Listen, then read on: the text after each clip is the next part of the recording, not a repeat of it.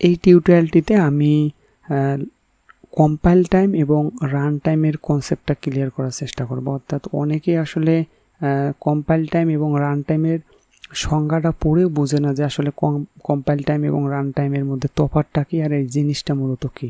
তো চলুন শুরু করা যাক।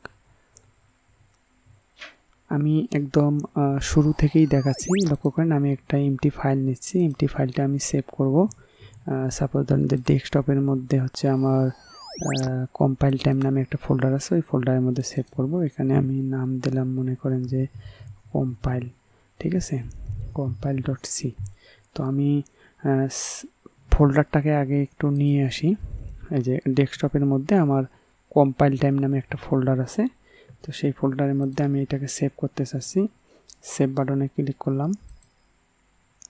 আমাদের এই যে একটা ফাইল তৈরি হয়েছে এবং সেই ফাইলটা আমাদের কোড ব্লক আইডির মধ্যে খোলা আছে। তো আমি বেসিক একটা প্রোগ্রাম দিয়ে এটা বুঝাই দেব।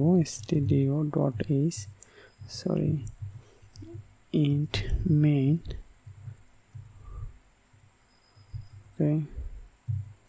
return 0। এটা হচ্ছে আমাদের প্রোগ্রামের সি প্রোগ্রামের স্ট্রাকচার। একটু ছোট করে নেই। লক্ষ্য করেন আমি হচ্ছে যদি একটা ভেরিয়েবল ডিক্লেয়ার করি এ, এরপর হচ্ছে scanf ফাংশন দিয়ে সেই এ নামে ভেরিয়েবলটার জন্য একটা ইনপুট নেব।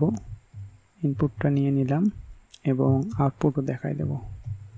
আমাদের বোঝার সুবিধার্থে এই কাজটা আমাকে করতে হচ্ছে। এর মানটা আমরা দেখাবো। ওকে, তো এখানে আমরা এটা প্রিন্ট করে দিতে পারি।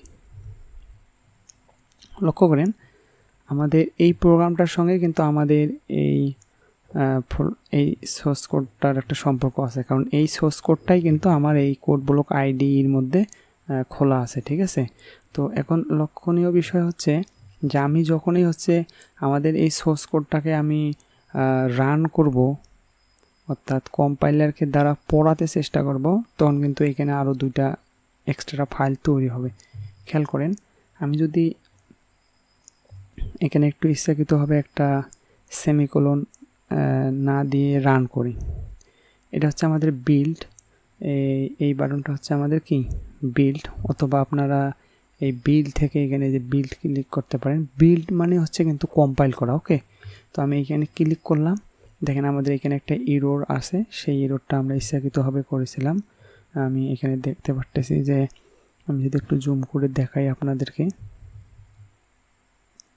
ওকে, খেয়াল করুন এখানে এক্সেপ্ট সেমিকোলন, অর্থাৎ আমাদের এই ব্র্যাকেটের পূর্বে বিফোর কার্লি ব্রাসেস, এটার পূর্বে আমাদের সেমিকোলন চাচ্ছে। তো আমরা আসলে সেমিকোলনটা নিজেরাই হচ্ছে ভুল করে বাদ দিয়ে দিছি। তো লক্ষ্য করেন F12 দ্বারা এটাকে আমি দেখালাম। F12 দূর করে দিই। আমি এখানে হচ্ছে সেমিকোলনটা দিয়ে দিই। এবার যদি আমি রান করি, সঙ্গে সঙ্গে এখানে দুটো ফাইল তৈরি হলো। এই যে এই দুটো ফাইল, এই দুটো ফাইল আমাদের এখন তৈরি হলো।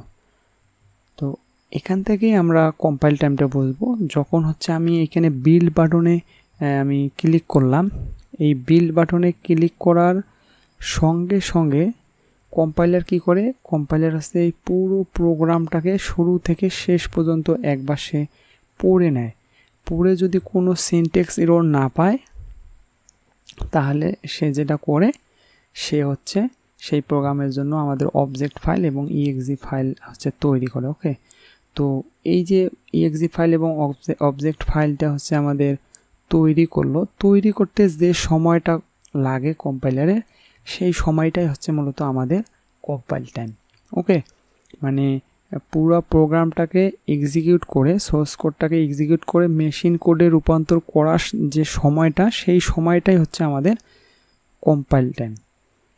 আর রান টাইমের যে বিষয়টা আমি সেটা বোঝাচ্ছি, সেটা হচ্ছে যে এই যে আমাদের এক্সিকিউটেবল ফাইলটা আছে না, এই ফাইলটাকে যখন আমরা রান করব, অর্থাৎ আমাদের এই যে এই বাটনটা হচ্ছে রান বাটন, দেখেন এখানে রান দেখাচ্ছে, অথবা আমাদের এই যে বিল্ড মেনু থেকে যে রান, হ্যাঁ, আমি যদি রানে ক্লিক করি, এখন কিন্তু আমাদের কি হয়েছে, আমাদের এই এক্সিকিউটেবল ফাইলটাই এখানে রান করছে। আমি যদি এখানে এখন একটা লাইন মিশায়ও দেই, আমি যদি ভুল করি, সিনট্যাক্স এরর করি, তারপরেও কিন্তু আমাদের প্রোগ্রামটা রান করবে। আমি দেখাচ্ছি, রান, অর্থাৎ যখন একবার আমাদের বিল্ড হয়ে গেল, exe ফাইল তৈরি হয়ে গেল, তখন কিন্তু আর সোর্স কোডের সঙ্গে আমাদের এই প্রোগ্রামটার সম্পর্ক থাকে না।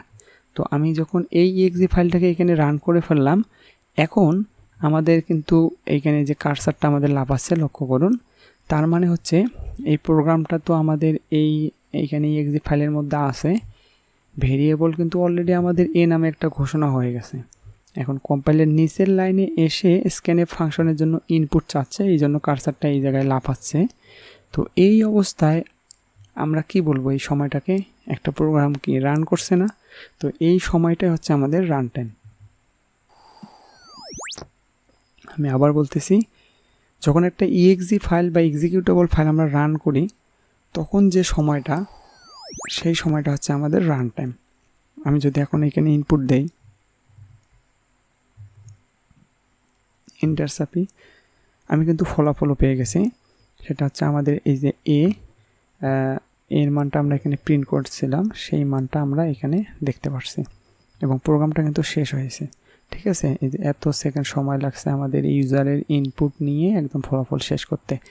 তার মানে যখন একটা exe ফাইল আমরা রান করি, রান করার পরে প্রোগ্রামটা বিভিন্ন হিসেব নিকাশ বা ইনপুট আউটপুট দেওয়ার জন্য যে সময়টা নেয়, ওই সময়ে থাকাকালীন সময়টাকে আমরা বলতেছি যে আমাদের রান টাইম। আর যখন হচ্ছে সে সোর্স কোড থেকে এক্সিকিউটেবল ফাইল, অবজেক্ট ফাইল এগুলো তৈরি করে, তখনের যে সময়টা সেটা হচ্ছে আমাদের কম্পাইল টাইম। তো আশা করি সকলেই বুঝতে পারছেন। ধন্যবাদ।